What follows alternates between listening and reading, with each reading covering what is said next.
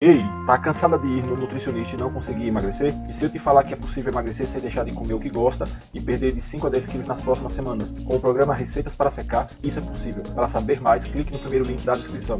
Mas o tempo foi passando até que em 2014 a Dilma foi reeleita. Eu já tinha um conhecimento grande de parlamento. Segundo mandato da Dilma. Segundo mandato dela. Foi apertado, né? A votação. É esquisito, né? Tudo bem, deixa pra lá. Não, eu lembro que o Aécio chegou a comemorar a vitória, não chegou? Chegou em 2014. E aí deu um apagão, alguma coisa, e depois no finalzinho... Foi feita uma auditoria externa por parte do PSDB. A conclusão era que as urnas eram inauditáveis. Tá? Mas tudo bem. E daí, em 2014, quando a Dilma foi reeleita, eu falei... Para mim é muito cômodo continuar sendo deputado federal. Eu tenho que tentar alguma coisa, aparecer, dar minha opinião, etc. E comecei a sozinho andar o Brasil, conversando, vendo problemas, estudando, né? Identificando os problemas, possíveis soluções. E o que é muito difícil na política, né? Você vencer com verdade. E eu nunca me afastei da verdade. E quantas vezes eu fui aconselhado se você não prometer algo, como você viu agora há pouco aqui, um assessor meu falando aqui que eu tenho que falar dos meus compromissos para o ano que vem. Eu não vou falar, até porque os compromissos do ano que vem eu tinha que ter feito agora. Não tem cabimento. Eu vou fazer isso, porque já não fez. Por quê? Mas tudo bem, te explica. Porque nem sempre eu tenho recurso para tal. Entendi. Eu tenho um limite no orçamento. Comecei a andar e em 2016 já começava a ir mais gente me esperar nos aeroportos. Eu saía quinta-feira de Brasília, na sexta de manhã, voltava no sábado para casa.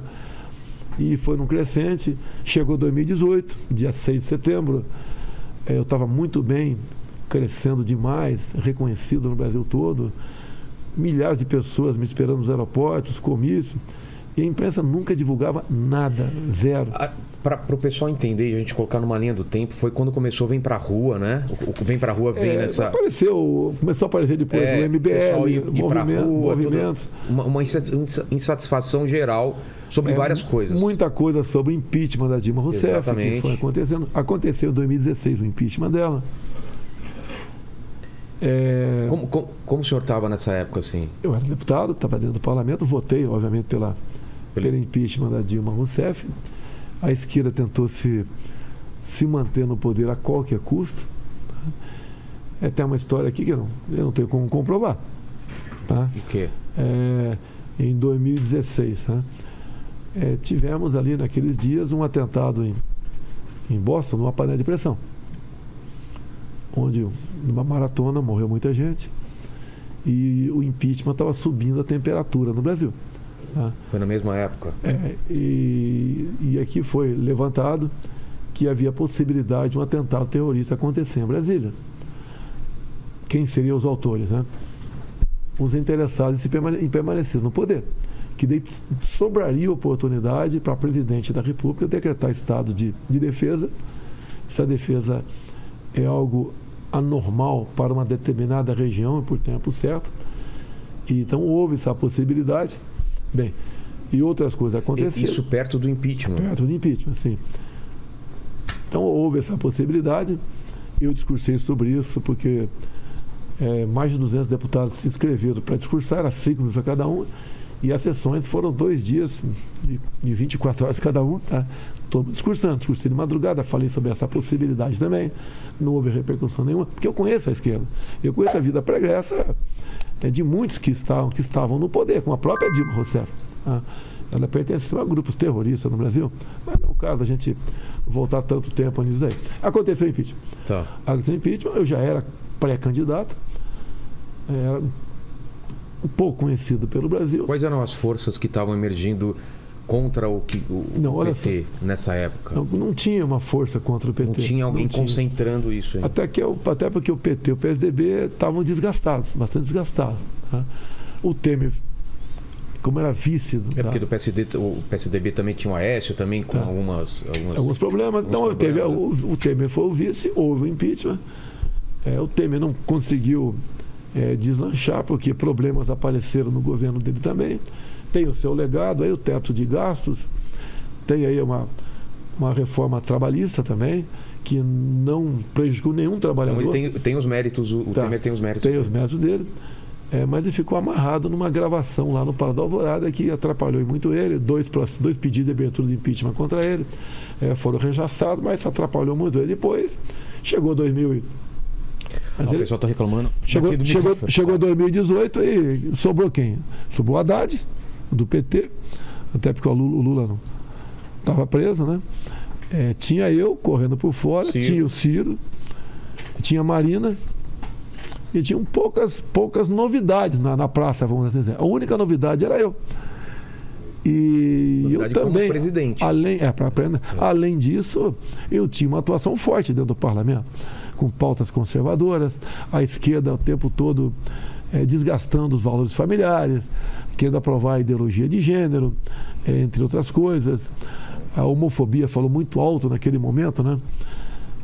Eu não sou homofóbico. Eu sempre defendi que as crianças em sala de aula não podiam ter aquela carga de material, né, que não era compatível com a idade e nem os pais queriam isso.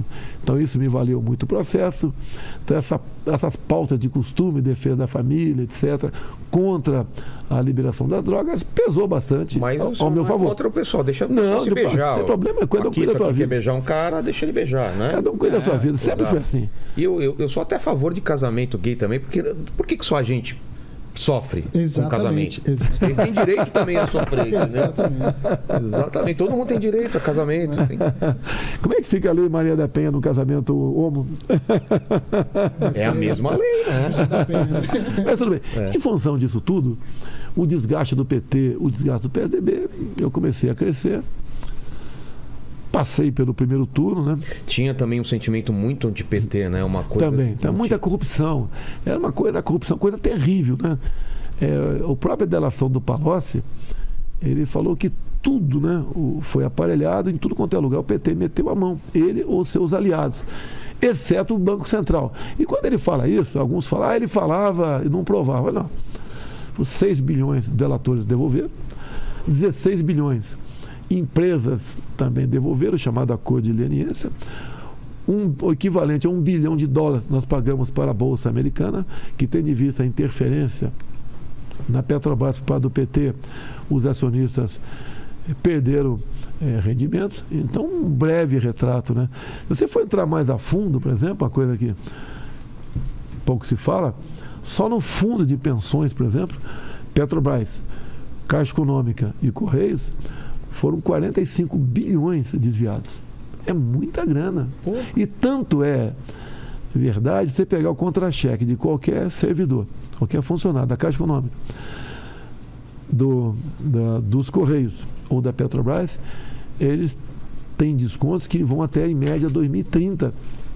O carteiro, que eu menos ganho nos Correios, né, tem um desconto fixo até 2030 de R$510 para poder recuperar a saúde financeira do fundo, para ele poder se aposentar no futuro. Então, muita gente ainda está pagando o preço da corrupção do PT, porque ele abria, por exemplo, os fundos de pensão para alguns políticos ou para algum partido, o partido ia para lá e fazia as suas besteiras, né? Vendia, comprava papéis de empresas já falidas, por exemplo. Eu lembro do Postales, comprou papéis de empresas venezuelanas, já que a Venezuela é quebrada, e você compra papel e algum tempo depois está falida a empresa. Tá? Mas quando você compra o papel, os caras compravam já acertado e uma parte da grana retornava para cá. Então a corrupção foi algo inacreditável no governo do PT. E aí isso aí marcou. O PT e alguns outros partidos. O PT era o carro-chefe. Por que a corrupção na política? Porque para governar... Essa é a minha dúvida. Esse sistema, eu queria entender por que... Se o senhor conseguisse explicar para a gente esse sistema e como... Vamos lá. Então, 28 anos de parlamento, a gente... É claro, sabe todos os meandros. A gente sabe o que acontece ali, a gente convive o tempo todo ali. Né? E ali o que acontece? Que geralmente acontecia com os presidentes da República. Para ter a governabilidade, tem que aprovar a matéria. Para aprovar a matéria, grupos partidários, tá? Ou grupos isolados, 10 parlamentares, olha, eu quero 2 diretorias da Caixa Econômica Federal. Toma lá da cá. E eu voto tudo contigo.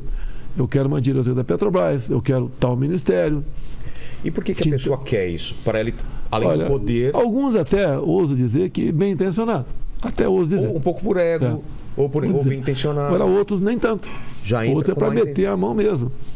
E você pode ver, o endividamento da Petrobras com desmandos, ao longo de 14 anos de PT, chegou a casa dos 900 bilhões de reais. Para você, como se mete a mão mesmo, né? Quando você fala em fundo de pensão, tem dinheiro que está lá fora. Não quebrou. Você vê 45 bilhões de reais, tem dinheiro que ficou lá fora. Você com o papel da Venezuela, o dinheiro não vem para cá, ficou lá fora. Mas tudo bem. Então era por isso. E quando eu cheguei, eu já falei que não ia entrar nessa linha, né? E montei um ministério técnico.